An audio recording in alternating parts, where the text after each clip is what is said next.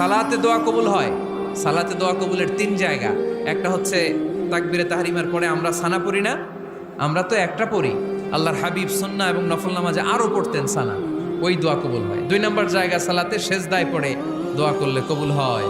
আকরাবু মা ইয়াকুনুল আবদু মির রাব্বিহি ওয়া হুয়া সাজিদ ফাকসিরু ফীহি দুআ। বান্দা যখন সেজদায় লুটিয়ে পড়ে, বান্দা আল্লাহর সবচেয়ে কাছে চলে যায়। তা কিন্তু বিশ্বনবী বলে, সেজদাটা তোমার রবের কুদরতি পায়ের উপরে পড়েছে। সেজদায় পড়ে দোয়া করেন। সালাম ফিরানোর আগে বিশ্বনবী দোয়া করতেন, লা ইউসাল্লিমান্না আহাদুকুম হাত্তা ইয়াতাআওয়াযা মিন আরবা'a।